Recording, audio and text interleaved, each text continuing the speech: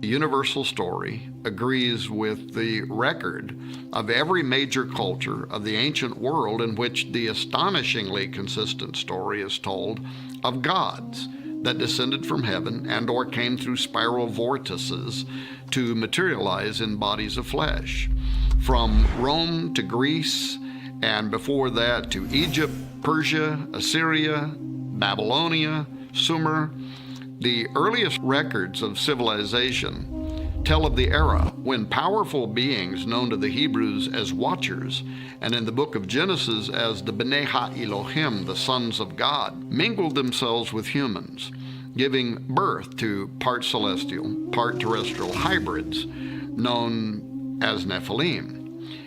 The Bible says this happened when men began to increase on earth and daughters were born to them, when the sons of God saw the women's beauty, and they took wives from among them to sire their unusual offspring.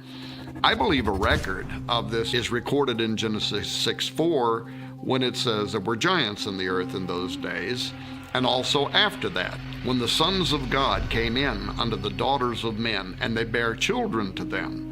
The same became mighty men which were of old, men of renown. This is Dr. Thomas Horn, and you are watching End Times Productions. What's beneath us? The ancient ones, the gods that used to rule the earth. During research for our best-selling book, On the Path of the Immortals, I was given the unprecedented opportunity, really, to sit down with and to film Dr. Don Mose Jr., a third-generation medicine man who I met with for a large part of a day, and he told me the oldest legends of the Anasazi, which he had been told by his great-grandfather, who likewise had been told by his ancestors, which included stories of the Anasazi turning to sorcery, to sacrifice, cannibalism, after they had lost their way and were driven insane by a reptilian creature, which they depict with a halo above his head, of all things. Images of that being are, by the way, included in the petroglyphs that we filmed inside the canyons, and I believe that they likely attest to the fallen reptile or reptiles of biblical fame, which also misled humanity. As I said in the traditional Hogan at one of the Navajo schools Dr. Don Mose teaches at, he began drawing in the sand on the floor and reciting the first part of the story of the ancient Anasazi and how it had been repeated to him by his father and grandfather, who had also been told by their ancestors and so on, a legend that Dr. Mose alone had undoubtedly repeated hundreds of times before at the Navajo school. Now, since it was obvious to us that this Navajo historian was really indifferent to our camera and our recording plans, and in fact I could tell he was really uncomfortable with us putting him on film, but thankfully he let us proceed nevertheless. But I sat there and listened respectfully as he proceeded for nearly 2 hours to describe to this white man what's only ever been allowed a few times in history before, and that is the legendary stories of creation, of giants, of a great flood, of a reptilian deceiver, all from the voice of the nation's top medicine man. Dr. Mose even sang to us in the antiquated tongue of what I would call Old Testament history, paralleled in their earliest antiquity using the Navajo language.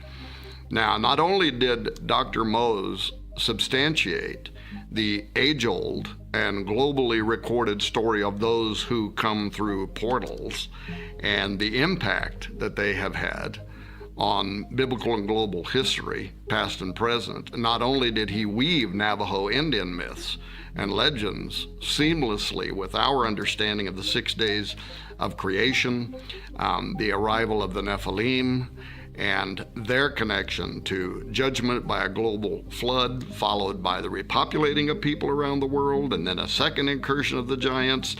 But there were several instances in which, when I pushed Dr. Mose for greater detail, he would go off script.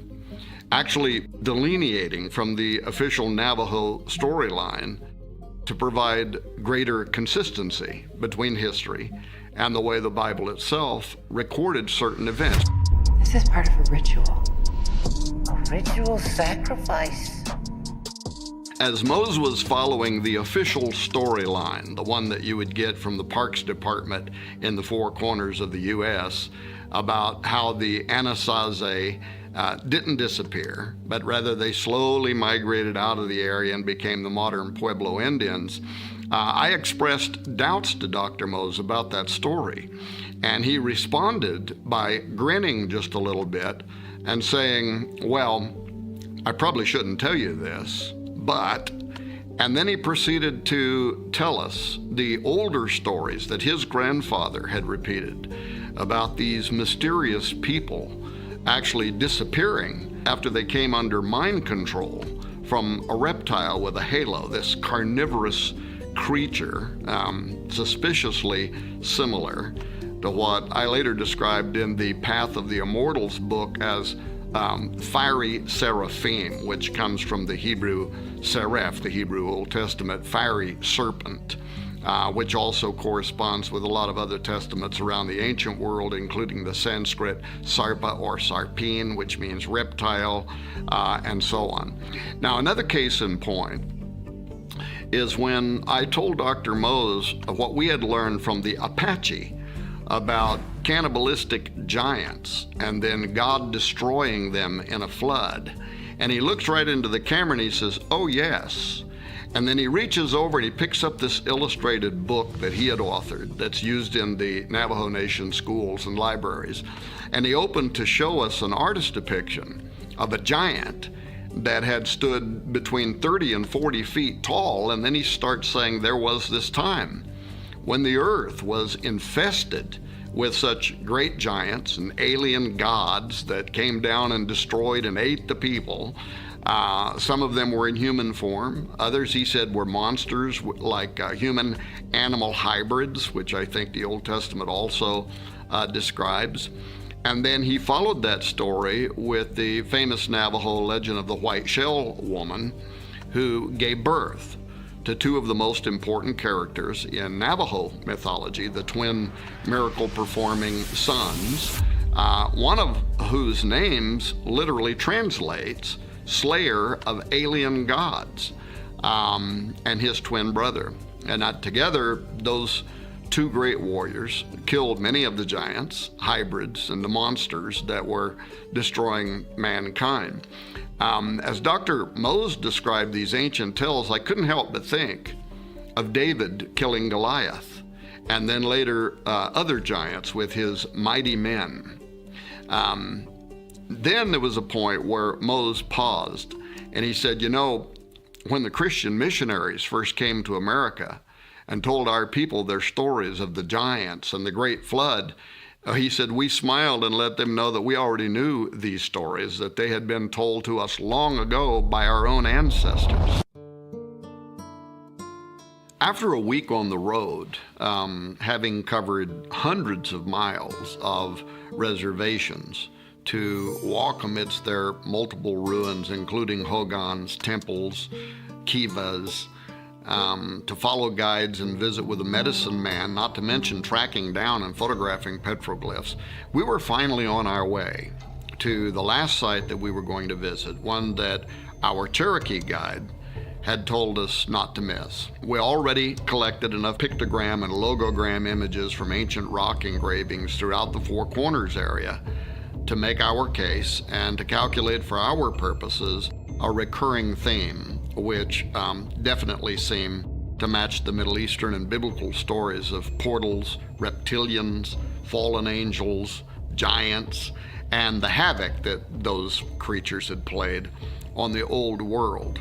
But this final petroglyph that was important, our guide had said, and one that we could drive right up to. So we decided to make one final excursion, this time into Utah, 50 miles north of Moab, where one of the largest known collections of petroglyphs is located in the San Juan County. This storyboard that we would visit there was etched in sandstone, as early as 1,000 years before Christ. And it records practically every element contained in the Bible and extra-biblical texts involving spiral vortices and those who come through them, including human-animal chimeras and even giant six-fingered and six-toed footprints in pursuit of much smaller five-fingered and five-toed humans. Even that reptilian that Dr. Don Mose had described to us with its halo was drawn there, just a couple of feet away from the alien-looking bug-eyed creatures. This location is also easier to get to than most of the ones that we trekked to, yet it's as important, if not more so, than any petroglyphs. You could spend days hiking over miles of rough terrain to reach.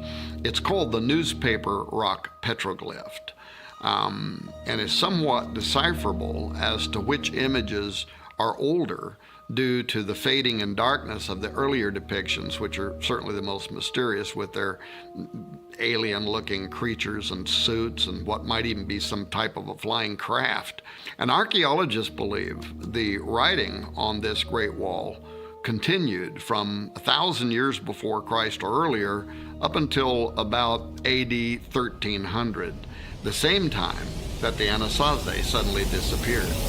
The Anasazi used images and symbols similar to those found globally that connect to a first and second incursion of giants and the mountainous gateways that those creators came through.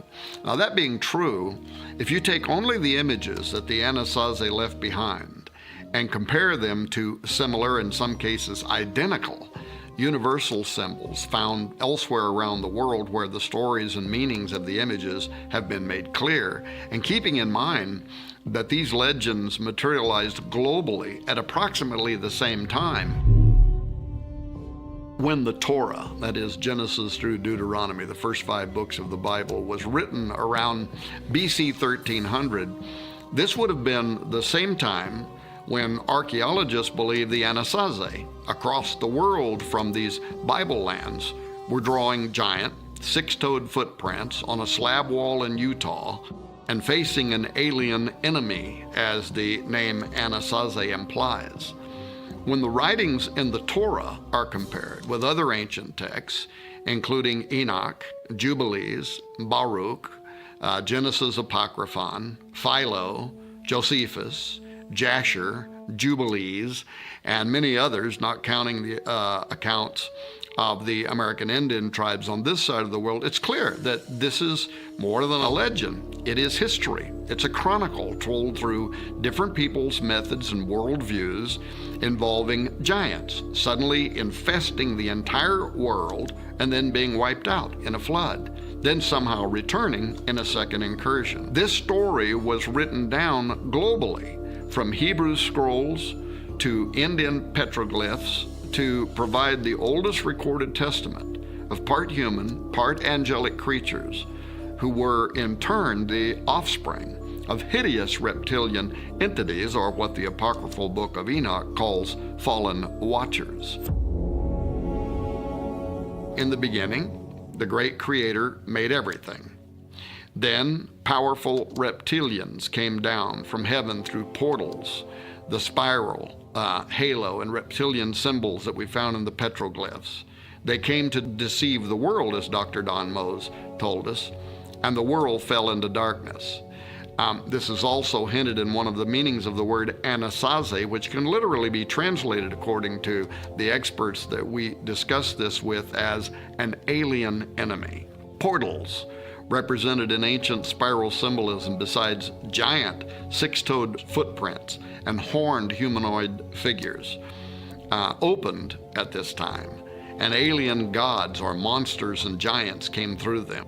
Some of these giants had 6 fingers and 6 toes, just as described in the Old Testament. Then the Creator destroyed the monsters and giants in a great flood. And yet the giants and reptilian deceivers returned. They turned to sorcery, to cannibalism, and human sacrifice.